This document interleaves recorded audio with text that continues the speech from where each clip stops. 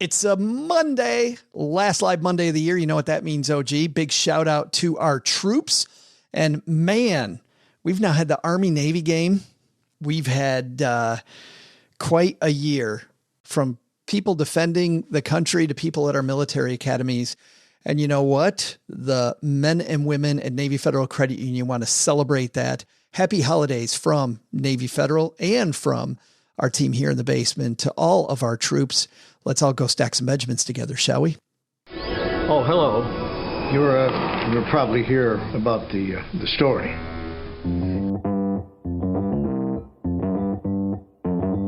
Live from Joe's mom's basement, it's the Stacking Benjamin Show.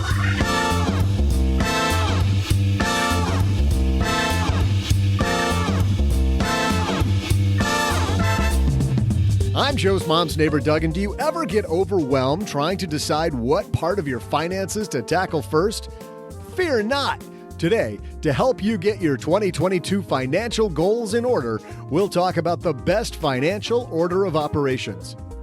Today is also the anniversary of the Louisiana Purchase being completed, and you'll have just enough time to Google what that was before my trivia.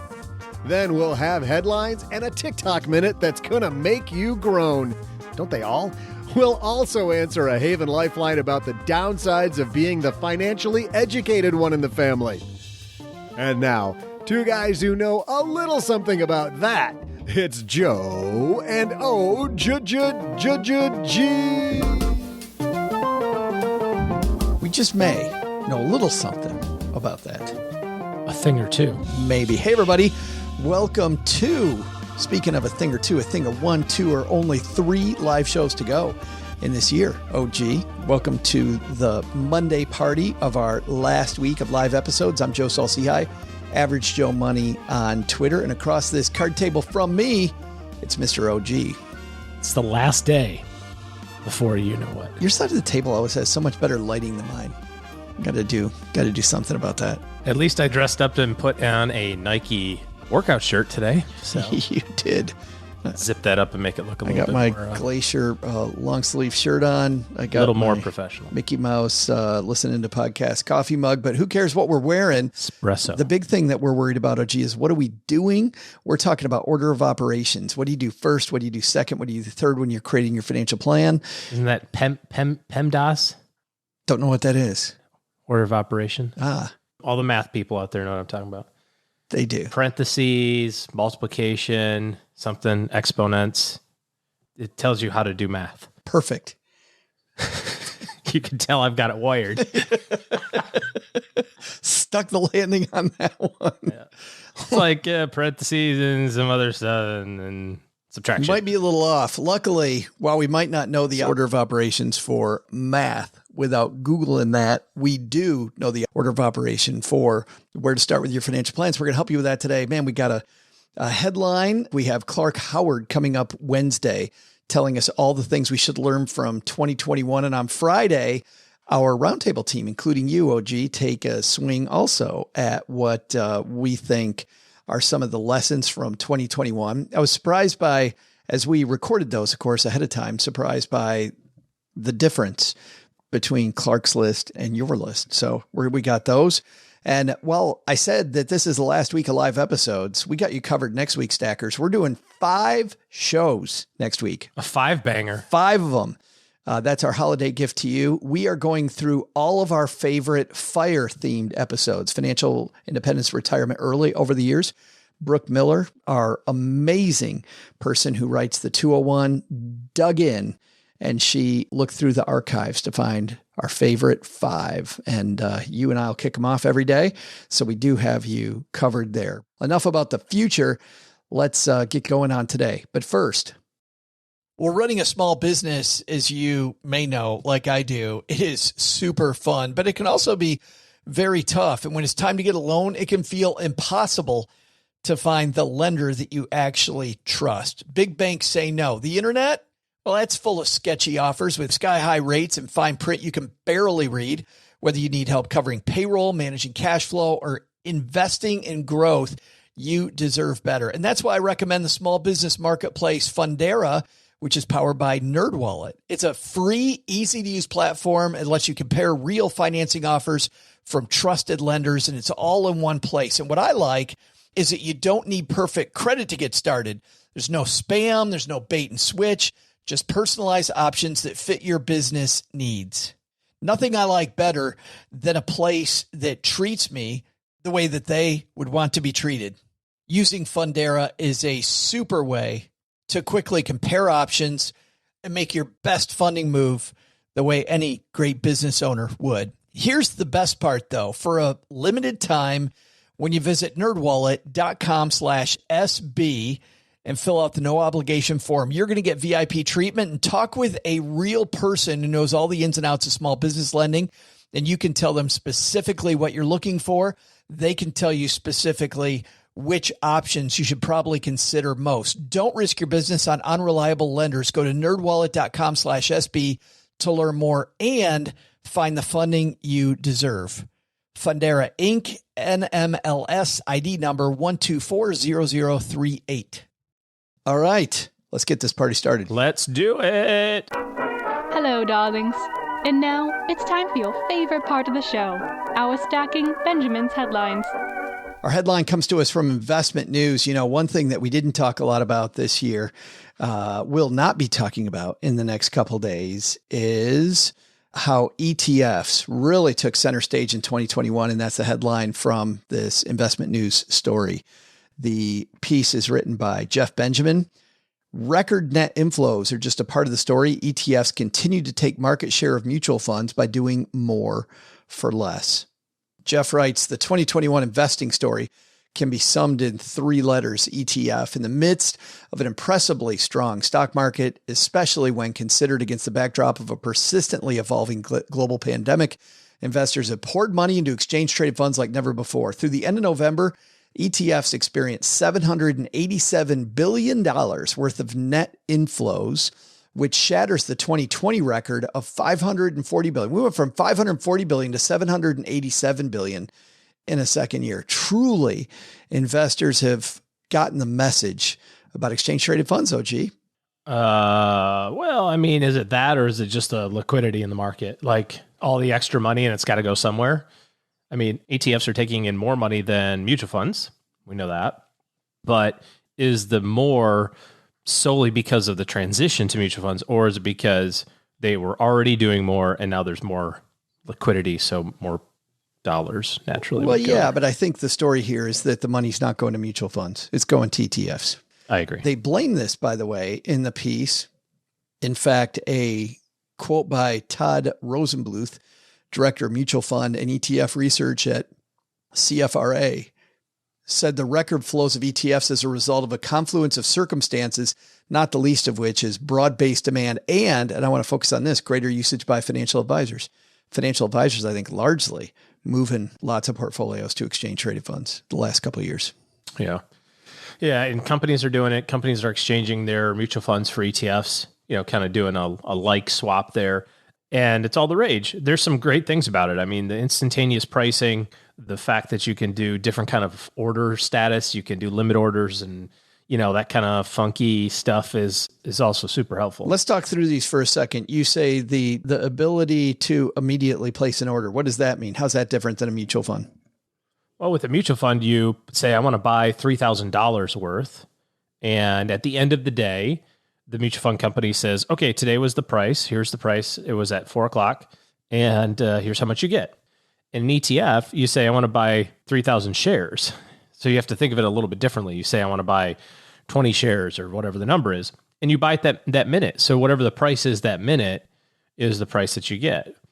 We've also seen lately, though, brokerages like Fidelity now doing partial shares of ETFs. So you can do the same thing. I've seen partial shares of stock. I haven't seen partial shares of ETFs yet. I'll be surprised if that's not coming hella soon.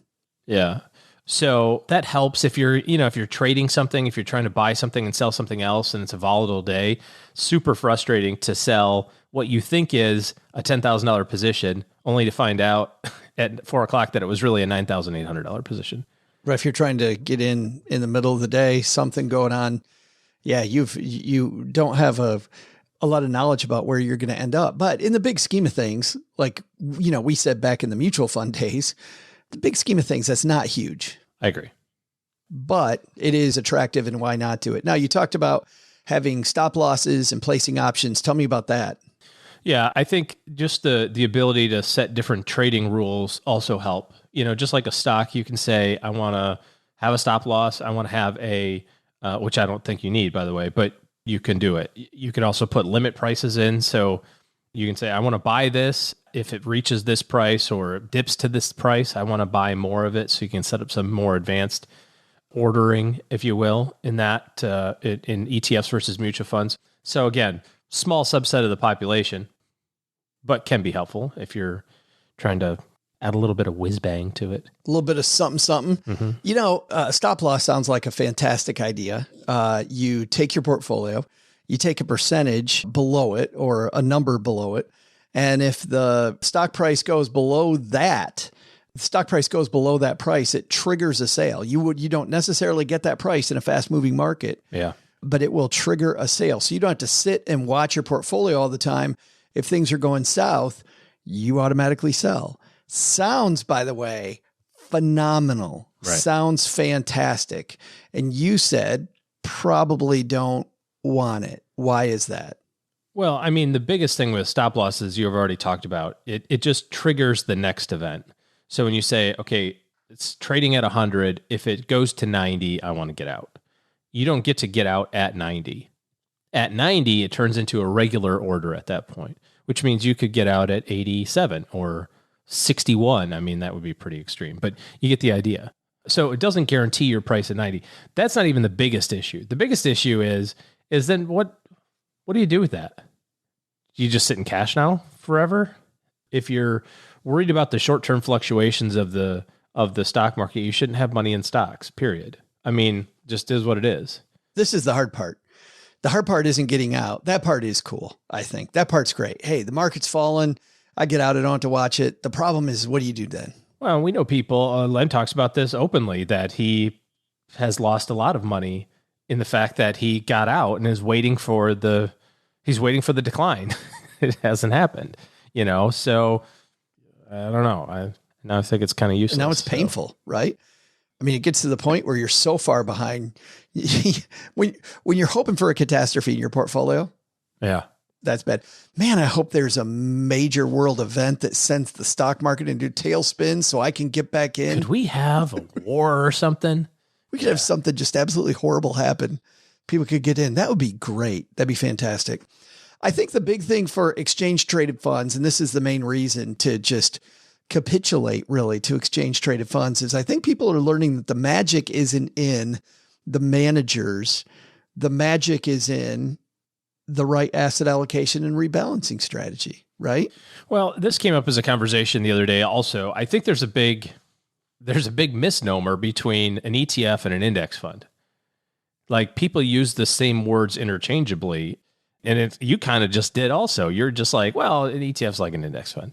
Not at all. You can, in fact, of all of the new ETFs that are launched this year, I don't know the number, 100 and something of them, 89% of them are actively traded ETFs. Yeah. So just because you're buying an ETF does not mean you're buying an index product or a passive product. You could be buying, Kathy Wood's ARK ETF is very actively traded, right? So you could be buying an ETF that's passive, or buying an ETF that's active, or buying an ETF that's based on an index, or buying an ETF that's based on a fund manager's tie color that day. Who knows? So that doesn't alleviate your responsibility for kind of double checking it. I will point out one thing that mutual funds, I think, are better at than ETFs, and that is as it relates to systematic investing or systematic withdrawals. If you've got a certain amount of money that you're putting in every single month, or you've got a certain amount of money that you're taking out every single month, you're in retirement and you're like, okay, cool, I need $3,000 a month. You can't set that up automatically because of the way that it's priced. You have to go in and make that transaction. So what do people do? They just do it kind of lump sum at a time. They say, okay, well, every 6 months I'm going to go in and I'm going to take my 6 months worth of withdrawals and put it big old chunk. Or every 6 months I'm going to take all of the cash that I've accumulated in my account and go buy, my portfolio. So little smidge inefficient, just like the other side was ETFs are better, but kind of reason. On the other side, it's, mutual funds are better, but solvable. It's not necessarily the end of the world. It is funny how we focus on so many of the upsides of the efficiency of an ETF, but that's a big inefficiency. I mean, it could potentially be huge, outweigh a lot of these, slight differences in fees. Well, the set it and forget it type thing is great. It's also could be detrimental, where you wake up after 3 years and you're like, why do I have $77,000 in cash in my 401k? Yeah. The question is, with all these cool things that we can do now with asset allocation, rebalancing, super low fees, how come so many of us are still losing? What do you mean? I mean, you look at the numbers about people not getting the returns that the market gets, right? If we have this huge ability to get the returns that the market gets, and we're switching to ETFs to get rid of some of the fee issue, let's say we're not taking money out every month and we're not taking money out at all. We're just accumulating money there. Why is it that we're not hearing about more people winning with their exchange traded fund strategy? Well, I think that it has to do with the fact that it's always the same issue that we come back to, which is it's not about the tool that you use. I mean, you can be super wealthy if all you buy are apartment buildings. You can be super wealthy if all you buy are single family houses, regardless of the price, by the way. You could be super wealthy if all you buy are index funds or Microsoft stock or actively traded mutual fund. You could be super wealthy with funds that are the most expensive in the universe and super wealthy with the ones that are the least expensive. So all of those things do not cause financial success. Just because I got a better price on my house does not mean that I'm going to be more successful than you, or just because my investment products are, whatever X% cheaper than yours does not mean that I'm going to be that much better off than you. It helps, but it doesn't mean it. The number one reason has to do with investor behavior. It's the only reason, because if you look at it and say that if the average investment gets 8% a year, one would assume the average investor also gets 8% a year. But we know statistically, the average investor gets somewhere in the 3.5% to 4% a year. And you go, how is that possible? If you just have the average thing, right? You didn't even try to get the above average thing. You just had the average. And by the way, I could even see 6.5 or 7. You could say, okay, 7. Well, sometimes we do a few things or whatever. Well, but the answer is 3.5 to 4. Right. It depends. It's usually 3.2 is kind of where the number sorts out. There's a company that studies this, and they study all the inflows into investment products and all the outflows from investment products to deduce when people are buying. And guess when all the money went into Cathie Wood's ARK? When it hit the high. Last December. And guess when it's all going out? As she's getting smoked. In about 2 weeks from now, when people look at their statements. That's exactly what's going to happen. I just looked up here. The average 20-year equity investment, 8.33%. The average equity investor, 3.2. Yeah. So the only explanation to that is we're doing things at the wrong time. It's not the right or wrong products, because the average investment includes those crappy products. That's me. I'm always doing the right thing at the wrong time, OG.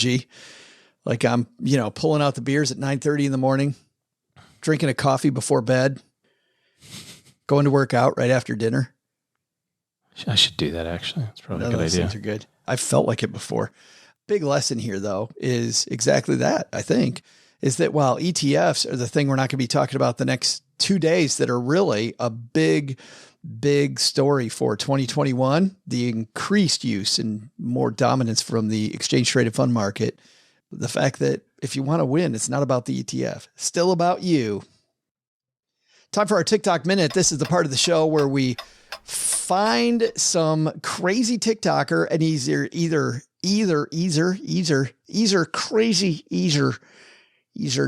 crazy like a fox, or just sheer stupidity. Which one we got today, OG? I'm going to go out on a limb and say they're almost always sheer stupidity. Oh, but we've had some good ones. We've had some people that have brought it, man. Had some okay ones. Well, this guy has hacked lower spending. The grocery bill's been through the roof. This dude's hacked it. Here we go. Dollars with very little effort. You're going to want to sleep in your car outside of a Marriott and go through the side door between 6 and 8 a.m. And then find your way to the breakfast buffet. You're going to want to grab as much as you can, but the key here is to make it look like you fit in.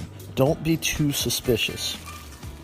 The average breakfast cost is between $15 and $20 a day. Over the course of a week, that's $100 in savings. $400 a month invested into the S&P with an 8% growth over 40 years should give you a nice retirement of over $1 million. It's crazy what compound interest can do. It's crazy what stealing from the Marriott can do. I'm just curious, like, who's eating breakfast for $20 a day? I know, that's a big Had a old pack breakfast. Of oatmeal. I can't imagine the whole box cost more than $2.50, maybe $3. Big old breakfast there. But think about it, man. If you're stealing it from the Marriott, you could upgrade that to $30 breakfast and it's still $0. If your idea of a great breakfast is stealing stuff that's not yours, Sleeping in your car. Yeah. I couldn't groan harder. I remember it's been a couple of years now, but that dude in one of the fire forums online talking about, am I the only one that goes to the car dealer to get the free coffee in the morning? He stops at the car dealer every morning to steal coffee. Really? Yes. Like, you could have given me 1,000 guesses of where I could get coffee in the morning, and I would not get to car dealership. But if you think about it, there is coffee at the car dealer. Hey, Bill, good to see you again. Still thinking about that brand new car? Still thinking. What do you guys got on tap today? You got let me guess, something in a medium roast? Excuse me, sir? Oh, I'm sorry. I meant medium size. Yeah. When I rented an office at a WeWork, at the time anyway, they were kind of retro cool, and like they had, the beer, and you could get a glass of beer whenever you wanted and all that stuff. And the floor that we were on, like, seriously, after, I don't know, a week of being there, I was like, oh, the beer thing's empty. Guess somebody had a kegger last night. So I went upstairs and asked the kind of staff. I said, what's with the beer downstairs? Is it going to work? She goes, no, we turned it off.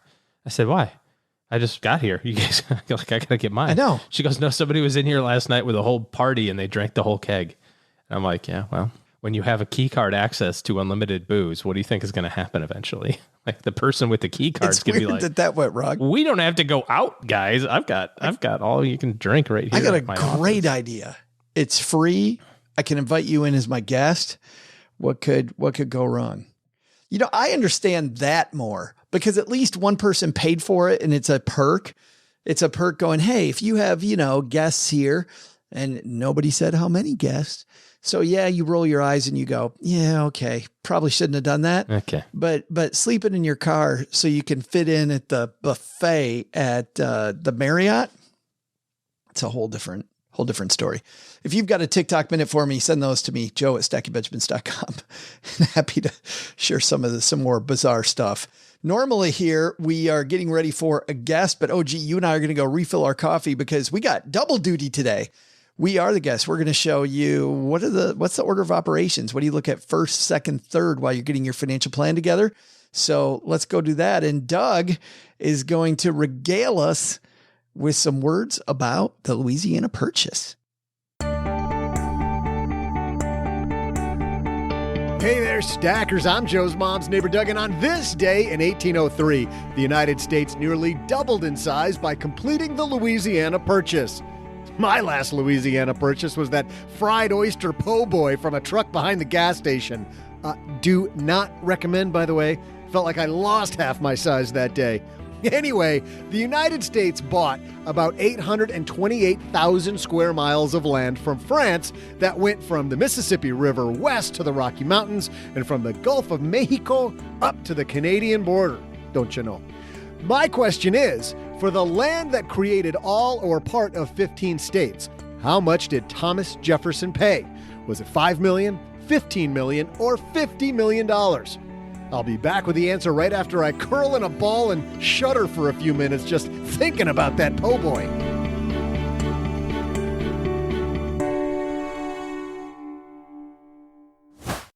Well, there's nothing that relieves stress more when you have had a long day, you are completely fried, and you're thinking to yourself, maybe I'll just go out to dinner. But then you think about all those calories, all that money out of your wallet, and then you realize that you can eat healthy because you found Factor. Factor is ready in 2 minutes. Factor shops, preps, cooks, and delivers straight to your door, so you have more time for everything you love this spring, and you don't have to worry about eating healthy and going outside your budget because you've got the food sitting there in the fridge that you had pre-planned. What is Factor?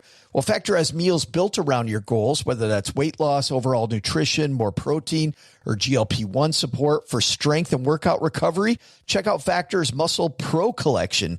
Every meal's crafted with functional ingredients, lean proteins, colorful veggies, whole foods, and healthy fats. Factor bans 175 plus ingredients.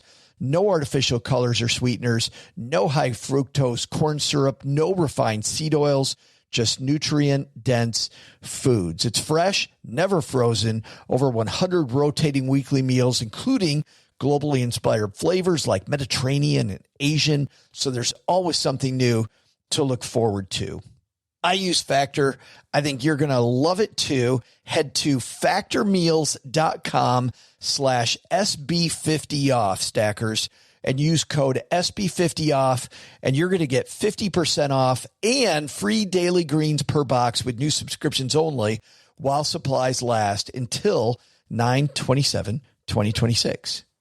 I had a breakfast mentoring meeting yesterday with a young woman who was just amazing. She is graduating from college with a degree in wealth management, and she reached out hoping for some pointers. And listen, if somebody's in Texarkana and wants to go into this beautiful field of personal finance and helping people get their money together, that is incredible. But even more incredible is how she reached out, how she was trying to network. And I was having a discussion that finding the right person and avoiding the wrong person for a role, that's what can make or break an organization. And we just don't see that many qualified people. So how do you find them? Well, Indeed sponsored jobs is a boost whenever you need to find quality talent. If you're hiring, Indeed is all you need. You can stop struggling to get your job post even seen on other sites. You'll match with quality candidates with Indeed's sponsored jobs. Get matched with and hire quality candidates who can drive the results you need. Reach candidates who meet your specific criteria like skills, certifications, or location. Drives me crazy when I'm matched with all kinds of people who aren't a fit. I don't have that kind of time. People are finding quality hires on Indeed right now. In the minute I've been talking to you, companies like yours made 27 hires on Indeed, according to Indeed data worldwide. Sponsored jobs posted directly on Indeed are 95% more likely to report a hire than non-sponsored jobs. Spend less time searching and more time actually interviewing candidates who check all the boxes. Less stress, less time, more results. When you need the right person to cut through the chaos, this is a job for Indeed sponsored job. And here's what's cool, stackers. You're going to get $75 in sponsored job credit to help get your job the premium status it deserves at Indeed.com/podcast. Just go to Indeed.com/podcast right now and support Stacking Benjamins by saying you heard about Indeed right here at Stacking Benjamins. Indeed.com/podcast. Terms and conditions apply. Hiring, do it the right way with Indeed.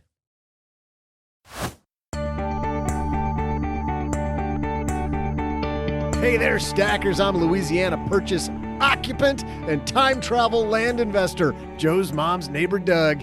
You know, the Louisiana Purchase was a steal, both figuratively and literally, at 3 cents an acre. And even though Thomas Jefferson was legendarily bad with money, it isn't true that he put the whole thing on his Amex card just to get the miles. That's just an urban myth. Truth is, in today's dollars, the total purchase would have been for $342 million. But back in 1803, when Joe was just a little baby, that amounted to $15 million. See ya! Big day in our history. There would be no Texarkana if we didn't have the Louisiana Purchase. Actually, there would be a Texarkana, It's not the but it'd be Arkansas called side. Texarkana or something. That doesn't sound French. That didn't sound French at all. You think so, though? I mean, wasn't that just part of Texas? Well, barely. I live 800 yards into Texas. I'm not sure if this at the time. 800 yards from 4,000 Cubans who are trained to kill me. I don't think that you can come down here. It was part of Mexico. So maybe I was speaking Spanish there. I don't know, Spanish accent, but neither one very good. But lots of people owe their little piece of Americana to the Louisiana Purchase, and also to old Tommy J for getting that done. Mm-hmm. You got it done, didn't you? So let's dive in, OG. Somebody's listening to this. We don't know where they're starting from, but when you're talking to a new client, very first place that you tell them to begin. Brandy new, very first thing, got to absolutely have cash. Don't you? I mean, don't you? Sounds like a... Yeah. Does this come before or after the where do you want to go? Because I battled with this. Ooh. You know, I see what you're saying. I mean, really, on one hand, finding out where you want to go is super important. Like, where do you want to go? What are your goals? On the other hand, sometimes that freaks people out because they get a bunch of analysis paralysis. And you and I also know that there is a value in movement, and there's a bunch of stuff. It don't matter where you need to go. You just need to get this stuff done. Well, since you brought that up, maybe the right thing then is, where are you now? I think that's the place to start, is where are you now? Yeah, take some inventory of kind of what the situation is. And the way that OG and I learned to do this is that you draw on a piece of paper 4 quadrants. And the top 2 are quadrants that are your short-term debts and assets and cash flow on the left quadrant. The upper right quadrant is your risk management strategy.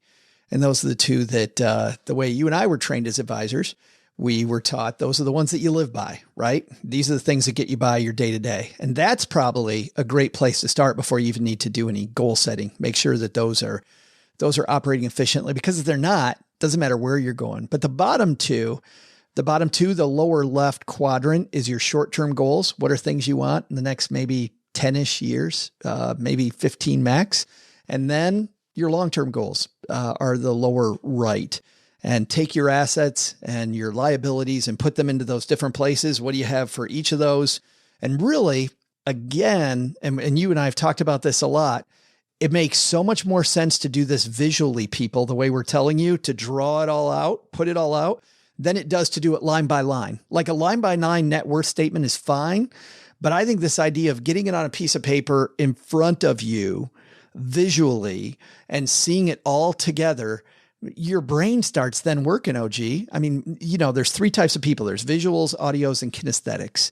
Most people in the United States are visual, but even audios and kinesthetics work in a visual world because so many people are visual, and our brains are wired so that when we look at things, our unconscious mind does a lot of the heavy lifting. I mean, just walking down the hall to get here today, going down the hall, down the stairs to the basement, sitting at the card table, you do most of that on autopilot. Why? Because your eyes take a look at the situation and interface with your brain without you even getting involved. So the second you set your eyes to the task, I think you get a lot of the back room department working, the back departments working, whatever those are called. I don't think it's a bad idea to have it listed as a net worth either. I mean, like on, an Excel sheet or something like that, as long as it's organized correctly. I think the biggest mistake here is that people leave stuff out. Like there's maybe like that, by the way, you're the only person who's going to go through this. If you're thinking about kind of setting this up at the beginning of the year, you've got 2 weeks at the holiday time now to kind of get your ship with the P pointed in the right direction. So just be honest, don't be like, well, I don't know. Should I count the student loans? Cause they might get forget. I'm not going to count those. Like, no, if you owe the money to grandma for something you bought 20 years ago and you haven't paid her back, put it on the sheet, like be super, super honest with yourself, because that, to your point, I think helps your brain to be able to start solving what it needs to solve. So you're the most trustworthy person that you know of. So don't try to lie to yourself. It backfires. And working on that upper left quadrant, then I think is the first thing to work on. To your point, you said you have to have cash. So let's start there.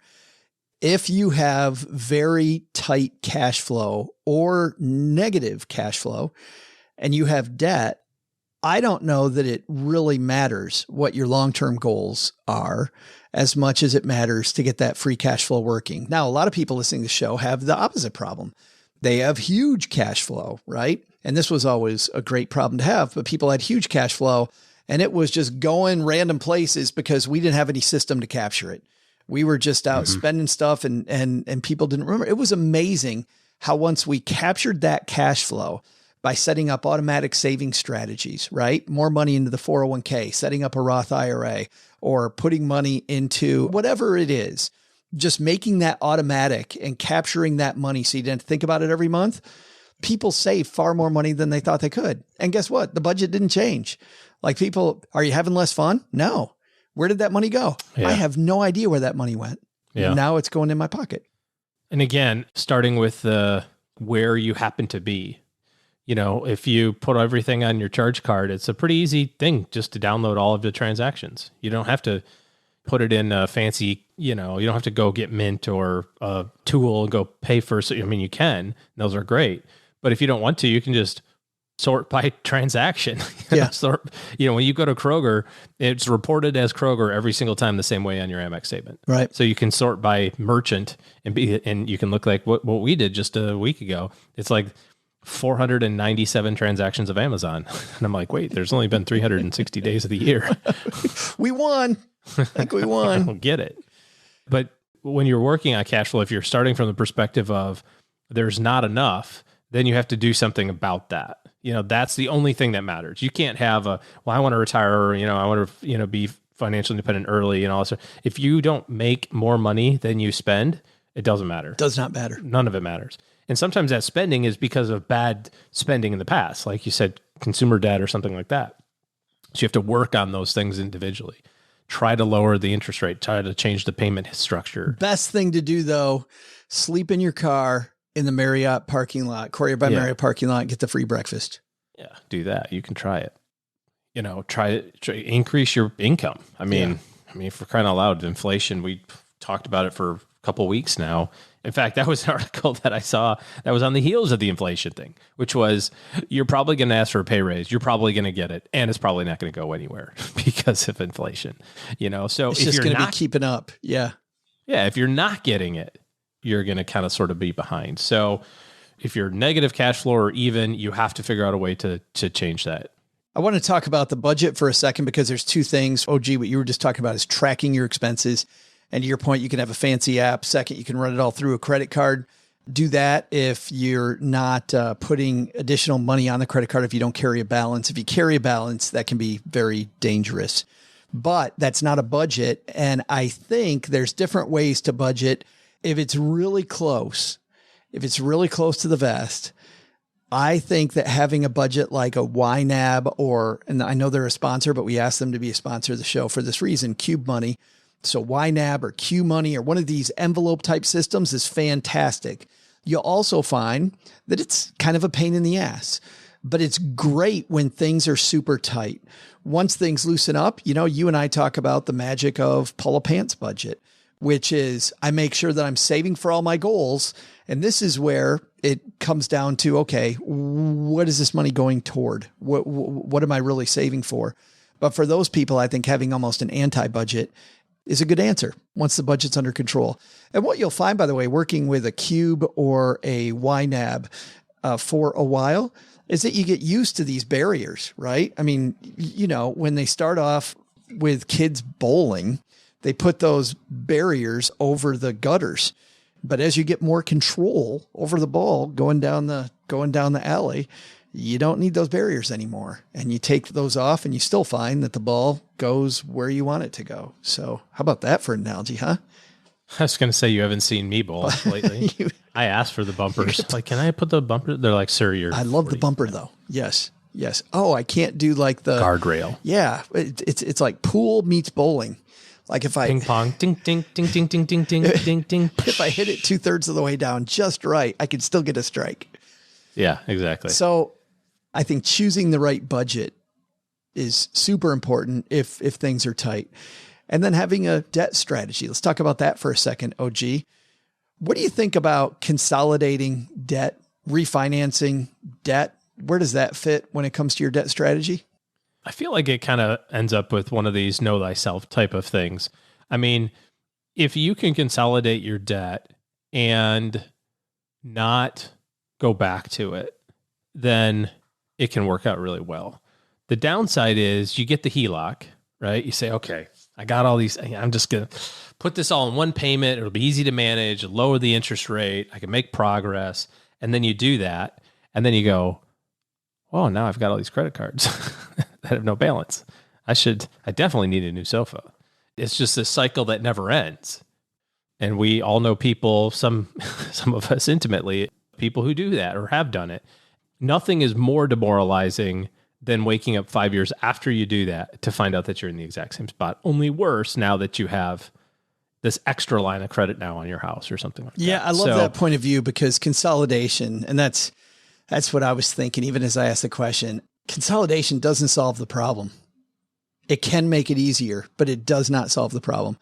And I certainly, back when I was struggling with debt to get out of debt and I had the right behaviors, I used consolidation to speed up the process, but I had to have the behavior first. Mm-hmm.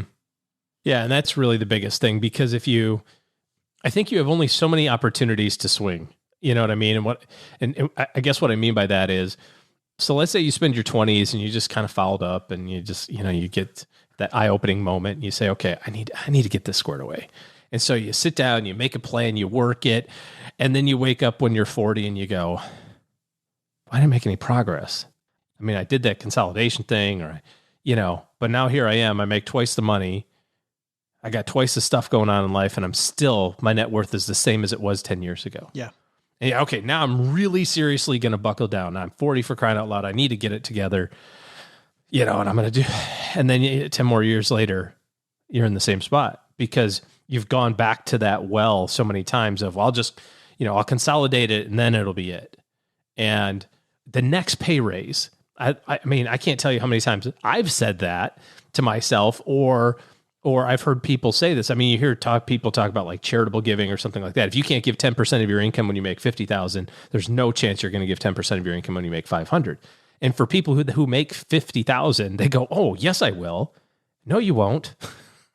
It doesn't happen. It's because it's the behavior. It's not the dollar amount. It's the fact that you're not doing that activity. And if you say, if you're looking at your retirement plan and you're saying, I'll start my 401k when I get my next pay raise, I can tell you 99 times out of 100, it's still stuck at 3% and you're making $200,000 a year. And you go, where did it go? And let's put a positive spin on this. It's a great and fun muscle to build. Because once you start building that muscle, all of a sudden you're like, oh, this is a whole different world. Like, this is way fun. And I feel like there's these, two different types of people. There are people that are gamifying staying in debt and people that are gamifying building assets. Yeah. And you think about this too. I mean, in the get out of debt game, and this is what ultimately scared me a lot, is that my debt is somebody else's asset. And that just peeves me. It makes me really frustrated that I am a positive line on somebody else's balance sheet. And who's the winner there, right? I want somebody to be the line on my balance sheet. That's the place where you're winning. So I don't know what motivates you, but that certainly motivated me. Let's move over. That's the upper left quadrant. Certainly then the upper right quadrant is also important. And this is your risk management strategy.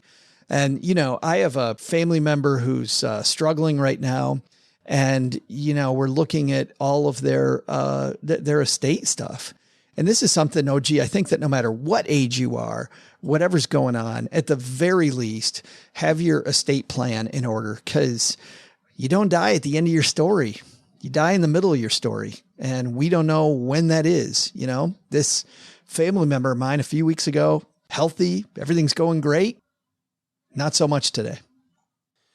Yeah. And the time to do it is when you're ticked off that you got to do it. That's the time to do it, because you're not going to make really great decisions in the moment. You're not going to make great money decisions if you're trying to mix money decisions and emotional things at the same time. You open up the opportunity for people arguing with you, like, that's not what mom wanted. I talked to her last Christmas and she said that the grandfather clock is going to me. Yes. And if you didn't hear our show on this last Wednesday, go back and listen to it because David Eady was fantastic on this topic. Yeah. So it has to be at a time when it's a nuisance. You know, if you're trying to rush around and call the attorney while grandma's on a respirator or something, I mean, like it's not good. Not a great time to be doing that. No. And a couple little points that he pointed out, the code to get into your phone is now huge. Somebody needs to know how to get into your phone. I talked about that with somebody. I can totally see this happening. It hasn't happened to my knowledge yet, where this is going to be a little morbid. You're at the funeral home and there's grandpa, you know, and somebody reaches in with his phone, with his fingerprint to get it unlocked. Or they hold it over his face.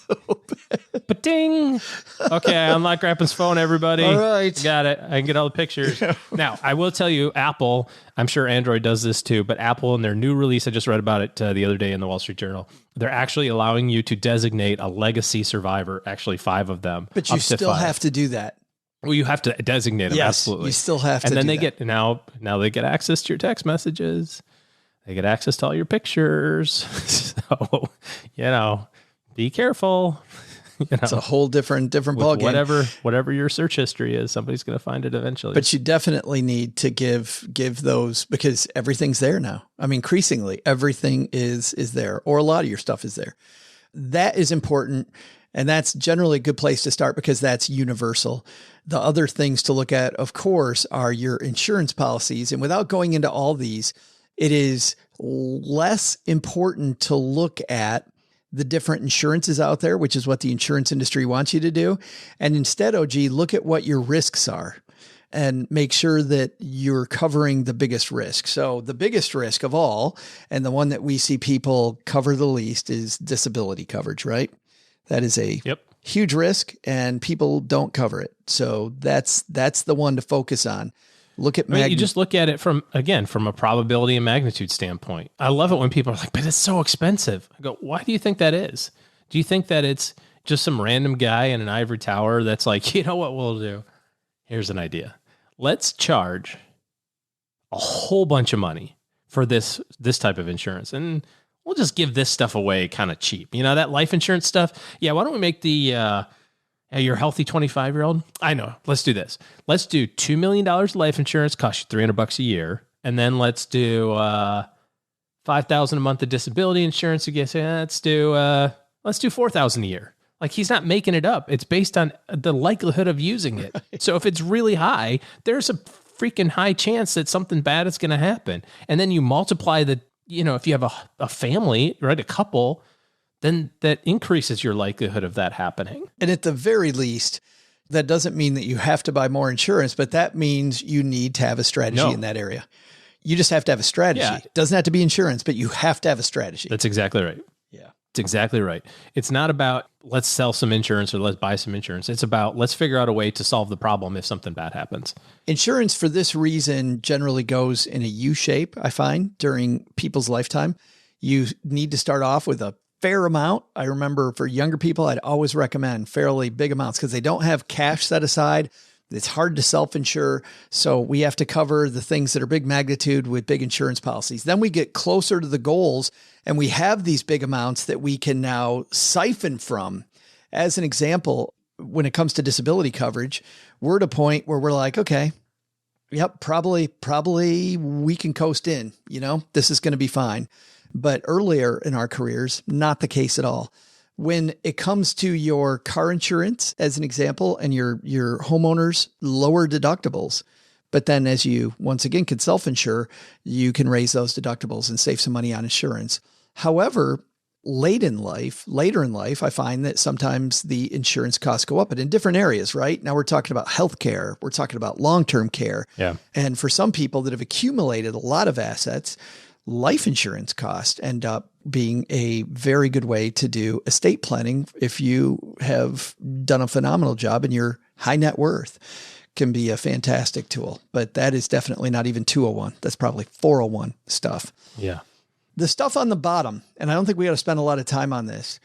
People always ask us, what's the right tax strategy? Should I put this in a Roth IRA or not, OG? Should I look at I'm going to say the word, should I look at annuities? Should I think about which part of my 401k should I put in? Hey, we just got some stuff. Where do we put it? And the answer for all of these is going to be based on where you want to go. It's all based on where you want to go. Once you know when you're harvesting the money, when you've got this crop in the ground, you want to plant it, you want to have it go through the growing season. When does that growing season end? Because that will drive your tax strategy and it will drive the investment. And this, by the way, gets rid of a lot of consternation, as you know, OG, that a lot of investors have, because they go, oh my God, there's so many different choices of investments that I can choose. The fear of missing out becomes big. I'm going to miss the right one. What is the right one? And instead of focusing on the wide range and thinking there's so much I don't need to know, when you start with the end in mind, now I can focus on just the small number of investments that historically have done that. And then my research becomes a hell of a lot less. And then I know that a lot of these opportunities don't even fit me, so I don't even have to worry about them. Yeah. I mean, a lot of times people start with the wrong thing, which is I saw on CNBC or I read on Reddit that and if you think about the time frame that you need the money to be, and by the way, sometimes that time frame is darn near indefinite. You think about retirement, you need money the first year of your retirement, but you also need money the 50th year of your retirement. So what you start, to your point, you start narrowing down, where should I put money if I think I don't need it for 50 years? Basically aggressive stocks, right? I mean, like there's no other place to put it. Where do I need money if I am going to buy a vacation house in 25 months from now? Yeah. Very different place for sure. Very, very different. And that means at this point, you start off with where you want to go. And people want the optimal tax strategy. Everything is inside of that. Right. That's going to do it. If you want more on this topic, we have a fantastic newsletter called the 201. The 201 is a newsletter that we've been told, OG, that we should make these blog posts. In fact, our amazing engineer, Steve Stewart, wrote me a note saying, there's so much packed in here. I feel like it's getting wasted by not being a blog post. And we say that's kind of the point. This is the inner circle for people that want it. And for people that don't want it, then we don't provide stuff people don't want. Not going to clog up your inbox. Yes. So the 201 is there. It's always free. You can always unsubscribe at any time. Our goal is to make sure that you don't want to do that. And we have found so much great, fun, ancillary stuff to these stories that we tell. It's not so much a guide to the show as a ride along, going deeper into the same topics that we have. StackingBenjamins.com/201. Brooke Miller, who puts that together, is going to have lots. She's a former CFP, OG. So she dives into this as much as you and I do. And it makes her giddy when she can write about all of the exciting things going on when it comes to what to do first, second, third, fourth. So we will have a curated list for you if you sign up for the 201, StackingBenjamins.com/201. And if you're listening to this the day it came out, you got that 201 yesterday. And on that note, and this is weird because normally here I'm thanking the guest. Thank you, OG, for all your insights. Happy holidays. Oh, I guess we still have to come back for a couple more days. Well, Never mind. We can play some bumper music here just for a second.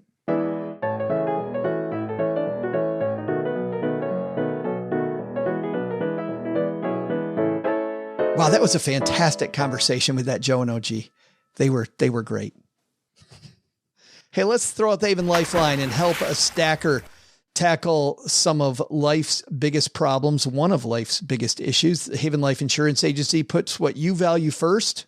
Getting ready for, tomorrow. Yes. Big day for you. The big B day. It is. And other things. Having a big B day tomorrow. It is spending times with your loved one. It's your loved ones and your time. And that's why they've created a modern way to buy quality term life insurance. If you go to StackingBenjamins.com/Haven Life now, you'll get a free quote. Affordable prices. We just talked about how you need to get this stuff done. All their policies issued by their parent company, Mass Mutual. It's an easy application. Get it done online. give a great holiday gift. Guess what I did? I totally just got my life insurance in line. Good job. Well, I'm not saying I did. I did that a long time ago. Oh, I'm just saying you can tell people that you did. But you know what? Julia can tell people. We threw out the Haven Lifeline to her. Hey, Julia. Hi, Joe and OG. How's that saying go? You can't teach a new dog old tricks? Well, I'm a young pup, but I've learned plenty from you too. I have a question in regards to co-signing. Becoming financially educated has its perks, but it also has its downfalls, like being the go-to for family members in a bind. My husband and I are preparing for an upcoming situation in which we may be asked to co-sign for a cash-out mortgage refinance for around $50,000. I won't go into the details because I know there are a lot of factors that go into this decision that we are already considering. However, I'm having difficulty finding information on the technicalities of co-signing. Will this affect our credit immediately or only if it goes into default? Will we be notified and have a chance to make payments to avoid default if it were to come to that? We're considering moving in the next 5 years, and I know that our credit score is important for getting a mortgage, so we are mostly wondering how it will affect that. Thanks for any insight you are able to provide. By the way, I was a size medium before quarantine, but I might need a large after a couple years of stress eating and gym shutdowns. Oh, Julia, thanks for the message. And I'll tell you, with this difficulty in my family with a family member, I have been, OG, as you can believe, I've been eating my feelings. So, Julia, I'm right there with you. I told Cheryl the other day, I picked her up from where she works and said, let's go get a hamburger. She's like, I don't think that's a healthy choice. I'm like, I don't really care. I have to tell you what's going on in our family. And I really want a hamburger and a shake and some fries. And yeah, so I knew it was a bad decision ahead of time. So I'm right there with you, Julia. But speaking of bad decisions, hold on. Nope, not that one. Yes. Let's talk about co-signing for somebody else. No, God! No, God, please, no! No! No!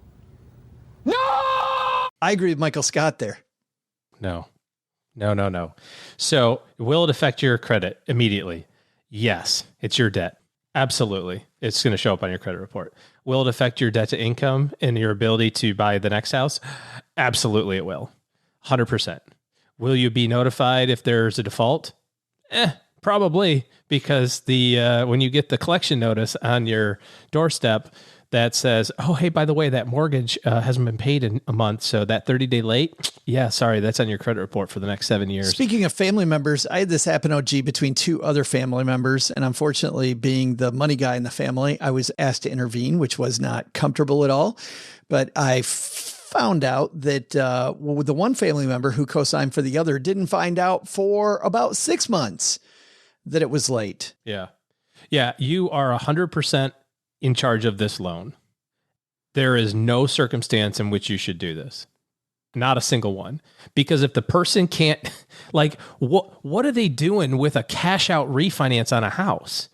Oh, I really want a pool, man, and I can't afford it. So can you help me? I think it's something bigger than that. I mean, I think it's got to be, if Julia's considering it, I mean, it might be a healthcare concern. It might be a business opportunity that not my circus, not my monkeys.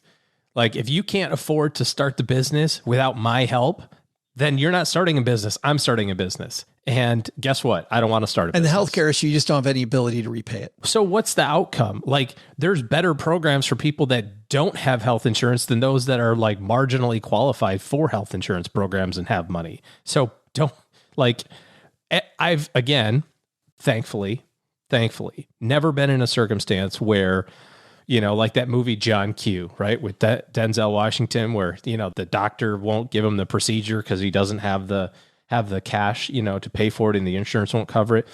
Thankfully, never been in that circumstance.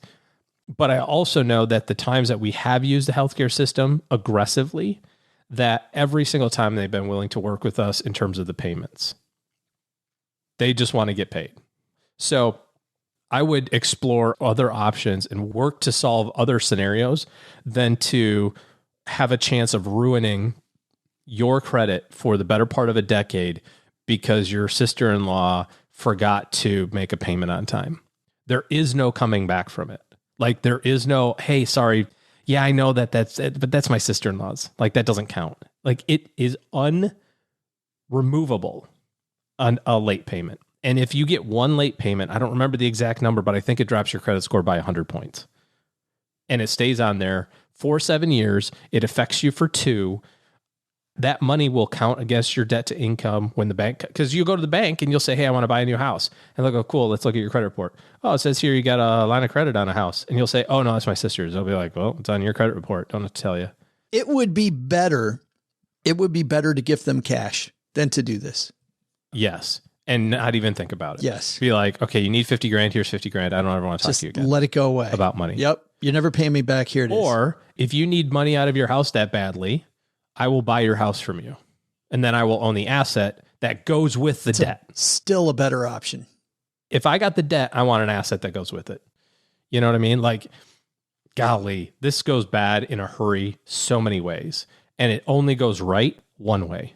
And that is asymmetric in my opinion. I can't tell you how ugly this was just in my family, like firsthand. Oh, don't do it. Horrible. Don't do it. Yes. You get a free t-shirt anyway, but don't do it.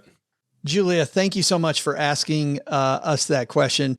To your point, there are a ton of factors to consider, and I think OG hit them all. Boldest strike. Didn't need the guard bumpers at all. No bumpers required. If you have a question and also would like to pick OG's brain on this stuff, stackingbenjamins.com/voicemail. That's going to do it for today. Remember, man, a big week coming up this week. One of my favorite weeks. We have a few weeks we do every year. We always have a financial superstar on to talk about what we should have learned this year. No exception to that rule. Clark Howard, the Clark Howard. One and only. Coming down to the basement. I think it's his 3rd or 4th time here, but always one of the nicest people on earth and just a guy who's helped so many people. I can't wait to talk to Clark Howard on Wednesday. And then our roundtable regulars get together on Friday, and it's all financial lessons we should have learned from this year. So we started off today with the order of operations, and then we're going to end this on a high note. And then don't forget next week, we are bringing the year home with 5 episodes all about financial independence. So if you're thinking about financial independence, retire early, want to just dive into that, we're going back into the archives with OG and I kicking off 5 special days of episode. Of course, then it doesn't slow down in the new year. We've got Ramit Sethi kicking off 2022 and Aaron Sky Kelly helping you get the hell out of debt. And the episode after that, the Magic 8 Ball kicks off the year, which if you've never heard our Magic 8 Ball episode, it's where we take a Magic 8 Ball from Walmart and OG, Paula, and Len ask it questions. And the thing was rolling about the first 5 years of the show and then went off the rails for a couple of years, OG, but came back during last year's episode, had a good year. We're going to see if the Magic 8 Ball had a good year again in 2021, and we'll ask it questions for 2022. That is all the fun coming up on the horizon. To keep up with all the madness, subscribe to the 201, stackingbenjamins.com/201.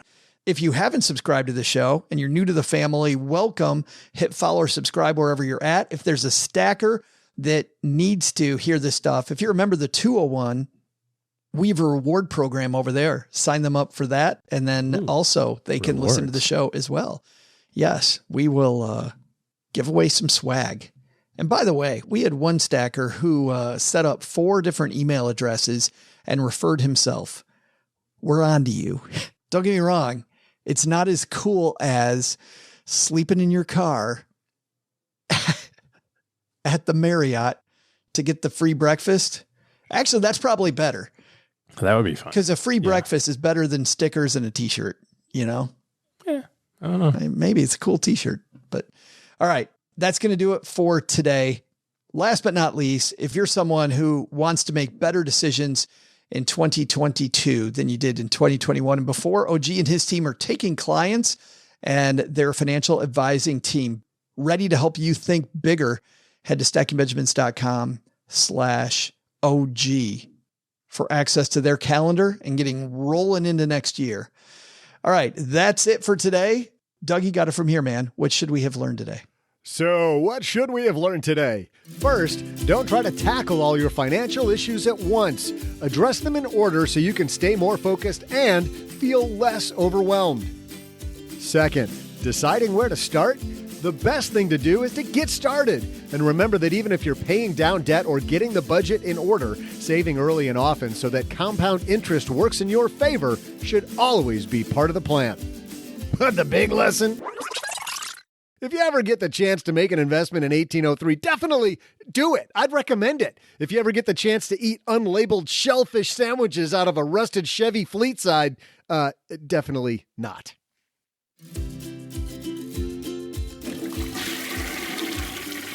This show is the property of SB Podcasts, LLC. Copyright 2021 and is created by Joe Salcihat. Our producer is Karen Rapine.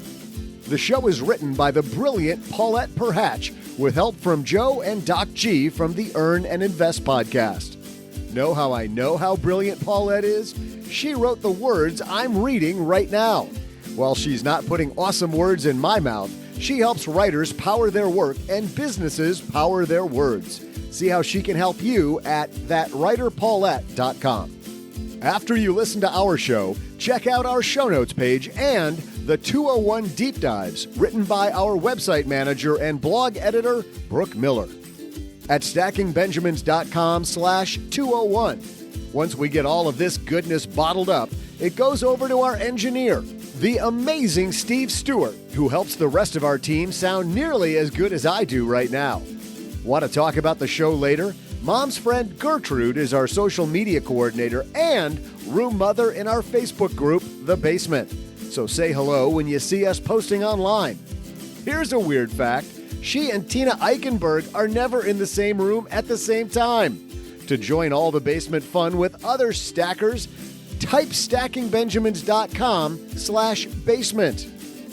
I'm Joe's mom's neighbor Doug saying, and let's all say it together now.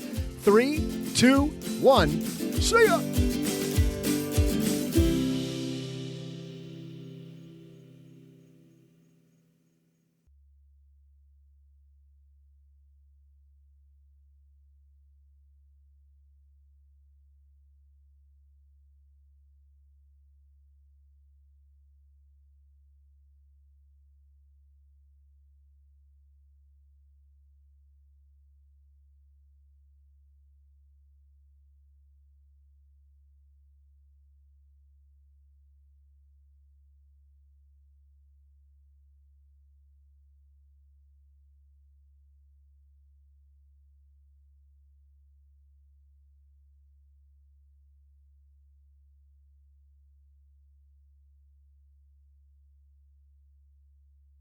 All right, Joe, you, my friend, I've got your next trip. This is from the Daily Mail. Don't know anything about it. All aboard for a new track record. Woo-hoo.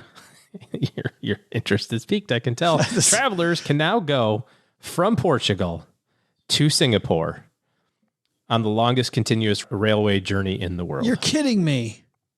The route stops in Paris, Moscow, Beijing, Laos, and elsewhere, ends in Singapore.